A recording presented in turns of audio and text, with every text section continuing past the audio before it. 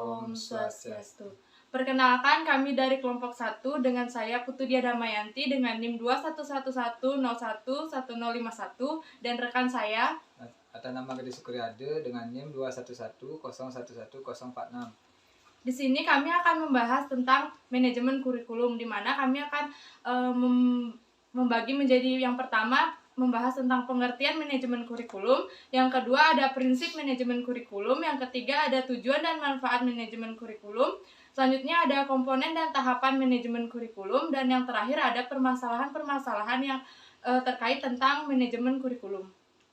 Untuk mempersingkat waktu, langsung saja kami akan memaparkan materinya. Sebelum kita menuju ke pengertian manajemen kurikulum, ada baiknya untuk kita mengetahui apa itu kurikulum. Kurikulum secara etimologis berasal dari bahasa Yunani kurir yang artinya pelari dan cure yang artinya tempat berpacu. Jadi dapat disimpulkan bahwa istilah kurikulum berasal dari dunia olahraga yang mengandung pengertian suatu jarak yang harus ditempuh oleh pelari dari garis start sampai garis finish. Dengan berkembangnya teori dan praktik pendidikan, maka istilah kurikulum berganti nama menjadi sejumlah pengetahuan atau mata pelajaran yang harus ditempuh atau diselesaikan siswa untuk mencapai suatu tingkatan atau ijazah.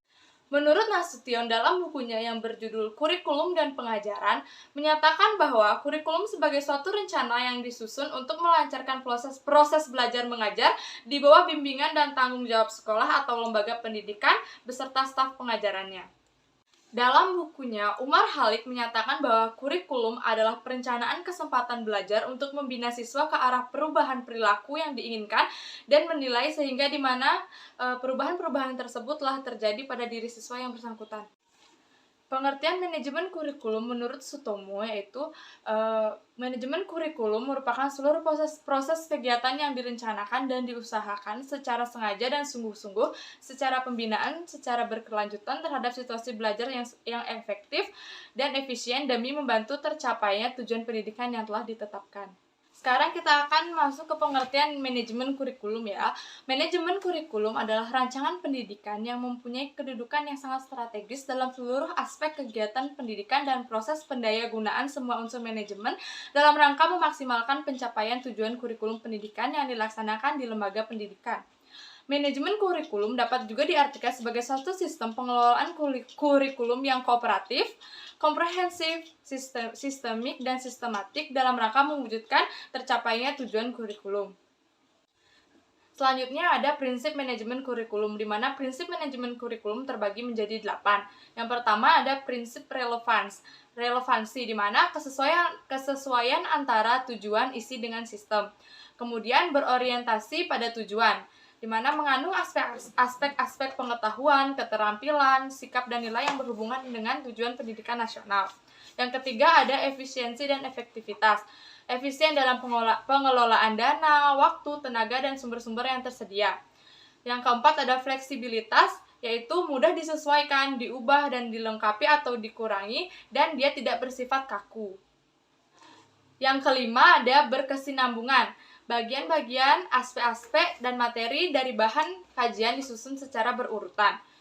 Yang keenam ada keseimbangan. Keseimbangan secara proporsional dan fungsional antara berbagai program dan subprogram, antara semua mata pelajaran, dan antara aspek-aspek perilaku yang ingin dikembangkan. Yang ketujuh ada keterpaduan. Kurikulum dirancang dan dilaksanakan berdasarkan prinsip keterpaduan. Yang kedelapan ada prinsip mutu. Pengembangan kurikulum berorientasi pada pendidikan mutu dan mutu pendidikan. Selanjutnya saya akan jelaskan tentang tujuan dari manajemen kurikulum. Yang pertama ialah membantu seluruh bagian yang berperan di dunia pendidikan, memberikan sarana agar seluruh bagian yang berperan dalam dunia pendidikan yang ada di provinsi dan kota kabupaten dapat berperan aktif dalam usaha memajukan pendidikan. Yang ketiga, bertanggung jawab publik, yaitu dengan memberikan informasi secara transparan tentang kebijakan dan pemakaian sumber daya yang dialokasikan untuk dunia pendidikan. Yang keempat, meningkatkan pengetahuan guru dan murid tentang dunia informatika. Dan yang terakhir, memberikan akses informasi yang mudah dan lengkap bagi pendidikan dan siswa mengenai ilmu pengetahuan dan informasi pendidikan lainnya. Materi selanjutnya ialah manfaat dari manajemen kurikulum. Manfaat yang pertama bagi guru ialah menjadi pedoman dalam rancangan pelaksanaan dan juga mengevaluasi hasil kegiatan dari pembelajaran bagi sekolah sebagai alat untuk mencapai tujuan dalam program pendidikan. Dan yang terakhir, untuk masyarakat ialah masyarakat bisa ikut berpartisipasi dalam mengembangkan program pendidikan melalui kritik dan saran yang membangun dan menyempurnakan program pendidikan. Oke, selanjutnya saya akan menjelaskan tentang komponen-komponen dari manajemen kurikulum, di mana komponen manajemen kurikulum terbagi menjadi 4.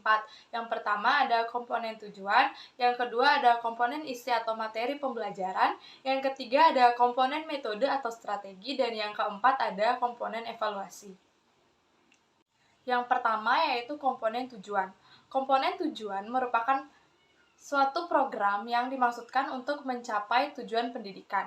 Berhasil atau tidaknya, program pembelajaran di sekolah dapat diukur dari seberapa jauh dan banyaknya pencapaian tujuan-tujuan tersebut. Dalam setiap kurikulum lembaga pendidikan, tentunya dicantumkan tujuan-tujuan pendidikan yang akan atau harus dicapai oleh lembaga pendidikan yang bersangkutan. Yang kedua ada komponen isi atau materi pembelajaran. Pada komponen isi kurikulum, lebih banyak menitik beratkan pada pengalaman belajar yang harus dimiliki oleh anak didik dalam proses pembelajaran. Isi program kurikulum adalah segala sesuatu yang diberikan kepada anak didik dalam kegiatan belajar mengajar dalam rangka mencapai tujuan. Isi kurikulum meliputi jenis-jenis bidang studi yang diajarkan dan isi program masing-masing bidang studi tersebut. Bidang-bidang studi tersebut disesuaikan dengan jenis jenjang maupun jalur pendidikan yang ada. Yang ketiga ada komponen metode atau strategi. Strategi merupakan salah satu cara dalam penyampaian materi supaya peserta didik lebih cepat memahami terhadap materi yang disampaikan. Selain itu juga suasana kelas yang kondusif, hidup gembira dan menyenangkan juga berperan. Menurut Sujana, dia berpendapat bahwa strategi pembelajaran merupakan tindakan nyata dari guru dalam melaksanakan pembelajaran melalui tata cara tertentu untuk mencapai pembelajaran yang telah dirumuskan. Atau strategi juga bisa disebut dengan siasat dalam pembelajaran. Yang keempat yaitu komponen evaluasi. Dengan informasi dapat diperoleh informasi yang akurat tentang penyelenggaraan pembelajaran dan keberhasilan belajar siswa. Dengan informasi itu dapat dibuat keputusan tentang kurikulum, pembelajaran, kesulitan, dan upaya bimbingan yang perlu dilakukan. Aspek yang dinilai bertitik tolak dari tujuan yang hendak dicapai, baik tujuan kurikulum, tujuan pembelajaran, dan tujuan belajar siswa. Setiap aspek yang dinilai berpangkal pada kemampuan yang hendak dikembangkan, yang mengandung unsur pengetahuan, keterampilan, dan sikap serta nilai. Adapun hal-hal yang perlu diperhatikan dalam penilaian yaitu penilaian harus bersifat objektif, dilakukan berdasarkan tanggung jawab kelompok guru, kemudian rencana yang rinci dan terkait dengan pelaksanaan kurikulum sesuai dengan tujuan dan materi kurikulum, serta menggunakan alat ukur yang handal dan mudah dilaksanakan serta memberikan hasil yang akurat. Selanjutnya, saya akan menjelaskan materi tentang tahapan dalam manajemen kurikulum, di mana tahapan ini terbagi menjadi 4. Yang pertama ada tahapan rencana, tahapan pengembangan, tahap implementasi atau pelaksanaan, dan yang terakhir yaitu tahap penilaian. Yang pertama yaitu tahap perencanaan, di mana menentukan desain kurikulum dan analisis kebutuhan. Yang kedua ada tahap pengembangan, yaitu pengorganisasian kegiatan pembelajaran dan pemilihan sumber, alat, dan sarana belajar. Yang ketiga ada tahap implementasi atau pelaksanaan, di mana penyusunan rencana dan program pembelajaran atau silabus, RPP, atau rencana pelaksanaan pembelajaran. Yang keempat ada tahap penilaian, di mana dilakukan untuk melihat sejauh mana sih kekuatan dan kelemahan dari kurikulum yang dikembangkan, baik di mana bentuk penilaiannya itu ada bersifat formatif maupun sumatif. Materi yang terakhir ialah contoh permasalahan dan pemecahan manajemen kurikulum. Permasalahan yang pertama ialah kurikulum di Indonesia terlalu kompleks. Hal ini akan mengakibatkan siswa tidak akan memahami seluruh materi yang diajarkan. Siswa akan lebih memilih untuk mempelajari materi yang hanya memahami sepintas tentang materi tersebut. Dampaknya, pengetahuan siswa akan sangat terbatas dan siswa kurang mengeluarkan potensinya. Yang kedua ialah kurikulum di Indonesia sering berganti nama. Kurikulum di Indonesia sering sekali mengalami perubahan. Namun, perubahan tersebut hanyalah sebatas perubahan nama semata. Bahkan, pengubahan nama kurikulum mampu disajikan sebagai lahan bisnis oleh oknum-oknum yang tidak bertanggung jawab. Pengubahan nama kurikulum tentu memerlukan dana yang cukup banyak apabila dilihat dari sudut pandang ekonomi. Alangkah baiknya jika dana tersebut digunakan untuk membantu pendidikan yang lebih berpotensi untuk kemajuan pendidikan di Indonesia. Masuk ke solusi yang pertama ialah melakukan pemerataan pendidikan melalui pemerataan sarana dan prasarana ke sekolah terpencil, sehingga tidak akan ada lagi siswa di daerah yang mengalami keterbelakangan pendidikan. Yang kedua, menjalankan kurikulum dengan sebaik mungkin, membersihkan orang-orang kurikulum dari oknum-oknum yang tidak bertanggung jawab. Lesson study ataupun workshop yang membahas cara mengajarkan kegiatan pembelajaran yang dimaksudkan dalam kurikulum. Lesson study merupakan satu upaya meningkatkan proses dan hasil pembelajaran yang dilaksanakan secara kolaboratif dan berkelanjutan oleh sekelompok guru.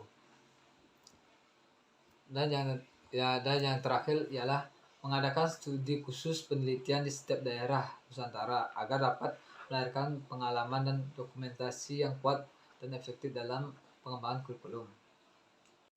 Sekian materi yang dapat kami sampaikan. Jika ada kesalahan baik disengaja maupun tidak, kami mohon maaf. Dan semoga materi yang kami bagikan dapat bermanfaat bagi kalian semua. Akhir kata kami tutup dengan Parama Santi. Om Santi Santi Santi Om.